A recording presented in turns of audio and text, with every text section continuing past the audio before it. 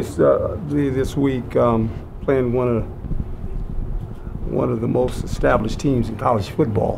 When you think about it, in the last 25 years, probably I would say, they always seem to be in the top 20, top 25 in the rankings, and they're very comfortable being in that role as a football team. Starts with their head coach, a tremendous football coach. Their DNA, they're well coached, physical football team in all three phases of it. Have played very good on defense the last couple weeks.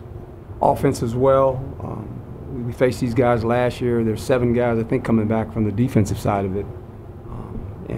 Offensively, quarterback can make some plays with his legs. They got some receivers that are big and physical. So they're a physical football team. I mean, that's the conference that they play in, and it'll be a big test for us as we go on the road. First one on the road for us. Questions? Hi, Coach. Tressa Tedrick, 3TV CBS 5. Unrelated a little bit, but could you explain for people who still don't know what exactly Mandrake is, and then elaborate a little bit on DJ Davidson and his award this week? He's a mystical guy. Actually got the name from Jimi Hendrix. I was a Jimi Hendrix fan. I went to a concert when I was about 13 years old, believe it or not. The one in Monterey, California. My babysitter took me when he burnt the guitar up. And I became a Jimi Hendrix fan. And then I followed Jimmy as I was going through college and high school. And there was this album cover called Mandrake. And just kind of, I always remembered that name, Mandrake. I said, that's a pretty cool name. And then as I got to coaching, I said, you know, there's got to be this player that is Mandrake, can I do everything? And so it kind of was a little bit of a fun deal.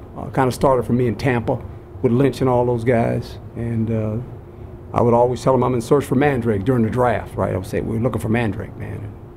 And when I took this job, it was funny because Lynch tells me, you found Mandrake yet? I said, no, I ain't found him yet. So it became one of those deals, and all of a sudden I just said, let's do something kind of special for players that play well, and when we win, and let's give them a little award. You know, we don't do things on the sideline. A lot of colleges do. We don't do that. Let's give them an award inside the team. And so I just came up with this guy, and we got pictures, and I kind of sat down with a couple of the artists and said, this is kind of the image I see of this guy. And then I said he should be in a black helmet with a shield, you know, and a black jersey. And 2 weeks in a row, it's been pretty good. We got 2 Mandrakes. It's big Mandrake this week, DJ. He played really well, and he's getting better, boy. It's just fun to watch him. He got hurt last year at that SC game, and then he's come back to be a really good football player, and he's trending up. So he's gonna have to play good this week for us, that's for sure. Did you have a follow-up? Oh, that was a follow-up. Thank you. Paul Richardson with Sports Game Coach. This week it seemed like the team struggled to find a little bit of a rhythm. Yeah. How important is it going to be this week to get in that rhythm early so that way you don't come up against a... Well, I tell you what, this defense is pretty good. It really is. It doesn't give you a lot of room, whether you're running the football or throwing the football. And I think patience is going to be the key. Just like last year, it was not a offensive juggernaut game for either side. I don't think it was kind of one of those tight games, and we were fortunate enough to make some plays in the red zone. We got some turnovers. We turned one over too, going the other way, and then we had the ball at the end, and we made a couple plays, and we were able to kick a field goal. That's the kind of game it was. I mean, that was the kind of game that I envisioned it to be when we played them. This game will be a little bit different because we're on the road. You know, they're going to have a packed crowd and be excited. And so we got to learn how to play on the road. And this is our first test with a lot of young guys. It'll be interesting to see how they react because we've been at home for the first 2 games, and now we got to go on the road. Chris Cartman, Sun Devil Source. Herm, last year before Michigan State, you talked about the clarity of their identity and how that's kind of what you were striving for as you progress at ASU. So fast forward a year, how would you self-assess at that point with your clarity of your identity? Well, I think right now, thus far, defensively, we've done some things pretty good. I mean, we've allowed 14 points in 2 games. I don't know if you can do that. Got a chance to be in every game, right? So I mean, we'll see. You know, we play a different opponent. But you know, right now defensively, we're doing some things pretty good. I mean, we've got to get after the quarterback more. Offensively, we're trying to find our identity. We've got a bunch of young guys. We've done a lot of things with the offensive line, as you guys know.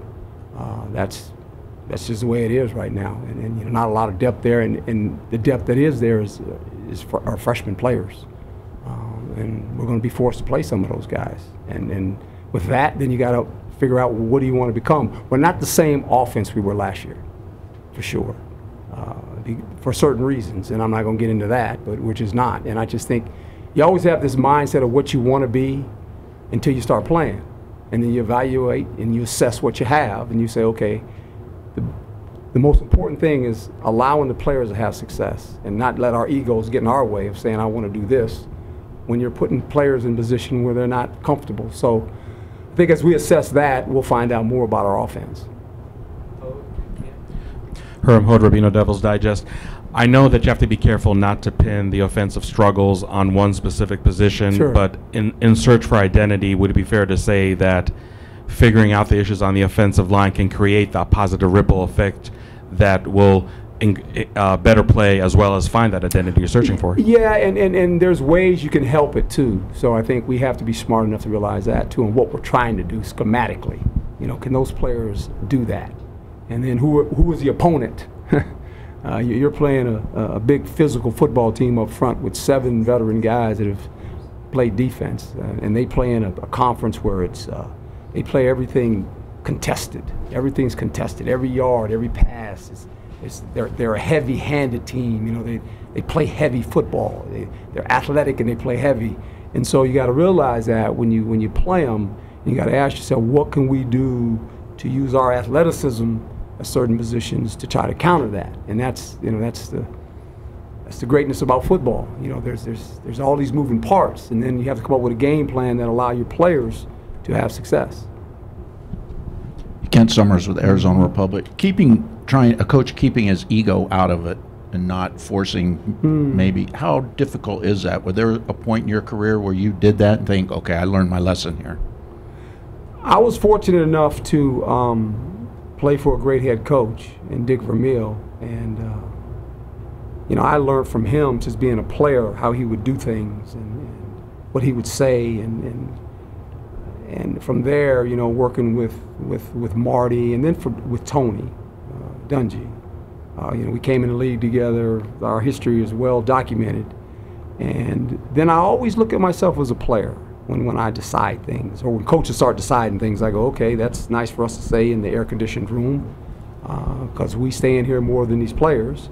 But what can the players do? And then I look through the players' eyes and go, no, we're not doing that, because we're not comfortable doing that, and we're not going to force the player to do that. So I always, you know, guard on the side of the player because of the player in me. And then I look through the eyes of those guys and say, what are we asking these guys to do now? I mean, if we're asking them to do something that we can do on the chalk, you know, the chalk always wins. The last guy with the eraser and the pen, he always wins. He can draw it up. Hey, it works this way. Yeah, but no, look at the tape and who are we playing, and all those things come in, and how much experience do we have doing that, and can this guy do that? So you always got to consider that too. Herm, you have such a wealth of knowledge that you can draw from in your career. And last year, you changed some things offensively after San Diego State that really helped. So when you're involved in the conversations with Rob Likens and Dave Christensen, Yeah. what is that like at this juncture? Same thing, just kind of looking at us and going, okay, we got 2 games under our belt. This is who we are. What can we do to do some things to get our offense going? You know, and that's the whole key. Can we get some rhythm going here? Now we say that, and then you play these guys, right?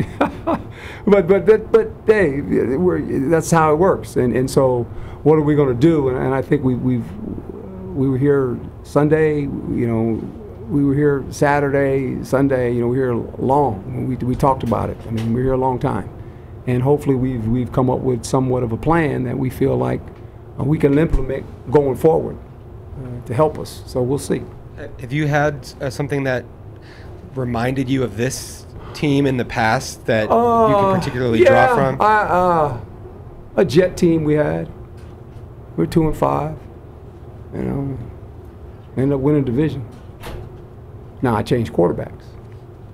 You know, but it wasn't just a quarterback. It was just we weren't playing very good, and we were a good team. We had just gotten the playoffs the year before. We weren't playing good. We weren't coaching good. but I needed to do something, you know. And you can change every position on the team, and it doesn't matter a whole lot. But when you change the quarterback, it like sends shockwaves to your football team. It's like, oh, just change the quarterback, and it ended up working out, you know. But there's always these flows of the season. Sometimes we get caught, and you start thinking, well, what can I do to help? And that's what the head coach has to do. He has to think of things that maybe can help. You know, then we got to try to do it. Greg. Greg Moore, Arizona Republic. Coach, good to see you. Seems to me that some things are going well. It just seems like you guys need to clean up some stuff. Yeah. What do you do to get that message across? How do you get guys to clean up the little stuff week to week? Well, you make a great point. And even last game, even though it wasn't fun, there's 2 touchdowns come off the board. One being a fumble on the one going in, and the other a penalty. And then you got 33 points. And then it's like, okay, first game scored 30, second game scored 33, and you're giving up 14, and everybody's going, they're doing okay, right? But when that doesn't happen, then this cloud becomes part of it, and you can't worry about that. I've been doing this too long that I'm not fazed by any of that. You know, I mean, I'm just not. You just coach, and you just say, okay, I'm an optimist. That's just my personality. That's who I am. I'm a caring person. I care, you know, and it's very hard for me to go to the dark side. I mean, I don't dwell in that side of it because it's no fun. You don't get nothing out of it, you know. It's just let it go. Just let's do something here, and so you try to fix things. That's what you do. You just try to fix it, and I think there's moments of when you go, ooh, okay, we got to have more moments.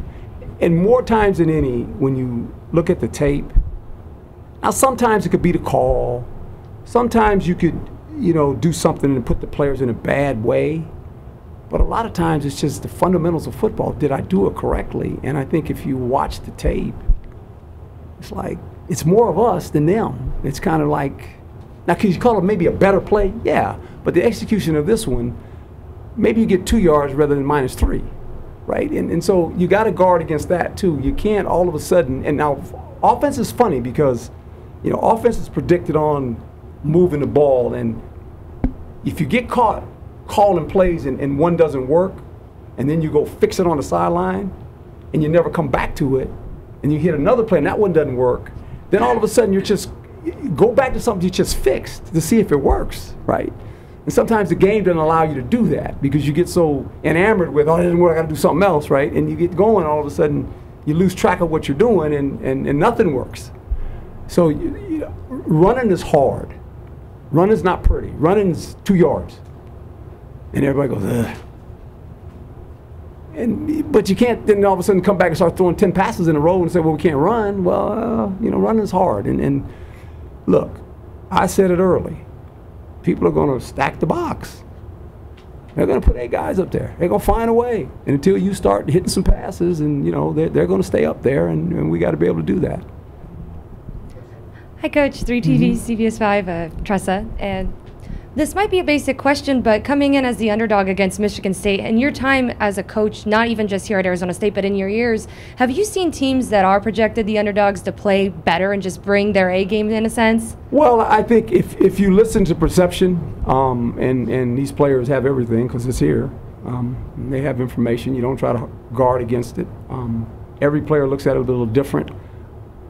I don't play into that scenario of, okay, we're the favorite. We're not. I don't know all that. I really don't. I don't live in that world. I live in a world where I come to work.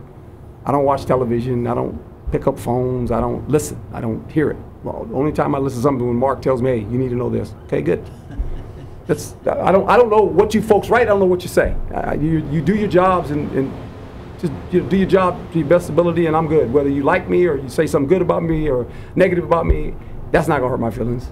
I don't take it personal. You know, you have your opinions and you write them. Doesn't bother me one bit. But what I try to do is just focus on what do we have to do. You know, what do I have to do to help the football team and help the coaches? That's my job.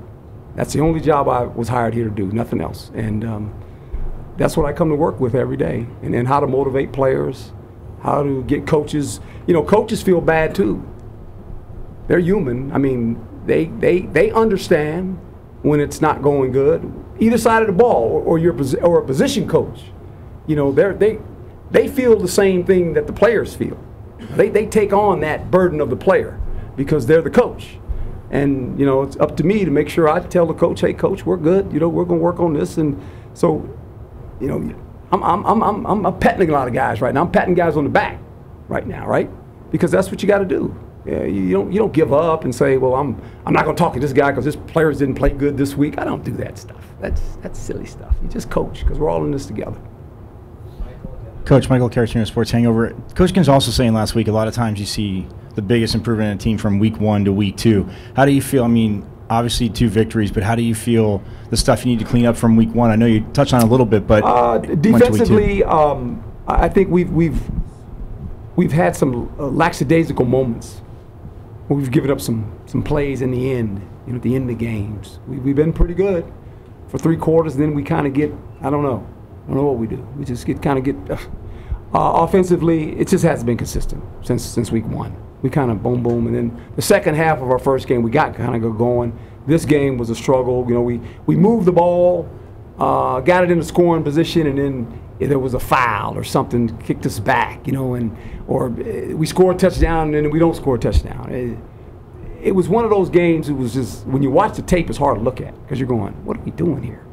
You know, and you're just watching breakdown after breakdown.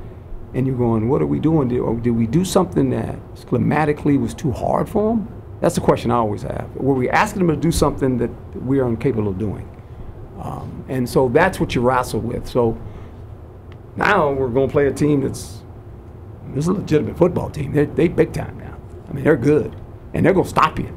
Sometimes you're going to do everything right, they're just going to beat you. And you can't worry about that because that's going to happen. That's what I call ball. But schematically, that's where you got to look at yourself and say, hey, are we asking guys to do something they're incapable of doing? And that's what you got to stay away from. Herm Edwards, Rabino Devil's Digest, because the sport of football is so physically violent, the mental aspect of it, which is so significant, tends to get overlooked. When you talk about an offense searching for its identity, is it really more than just the X's and O's, improving technique and whatnot, and really honing on that mental aspect, which again, like I said, in this sport probably gets overlooked too much? Well, and you make a great point because I know at the levels I competed at and coached at, it's about that. It's always about that at the end. How mentally tough are you, and how are you willing to weather things when they don't go well, you know? And I wasn't the most talented guy when I played, you know, but I was a pretty smart player, had good instincts, but mentally tough. I'm really good.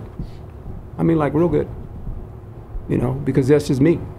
I learned that at a young age, how I grew up, you know, and it takes a lot to like make me go, really? I mean, when you get my age, you've heard almost everything, and you've seen a lot in your eyes, you know, and you just watch it, and I almost laugh inside and going, these people don't know me. They don't know how I'm made. And I think the players and the people that have known me over the history of who I am, they kind of know this is what this dude's about now. He ain't gonna change. He walks his way, and he just walks that path. And I think the more I can walk that path in front of the players and the coaches, then hopefully they draw from that. Because they look at me. They really do. They watch me. They watch what I say. They watch how I act. And I ain't gonna crack.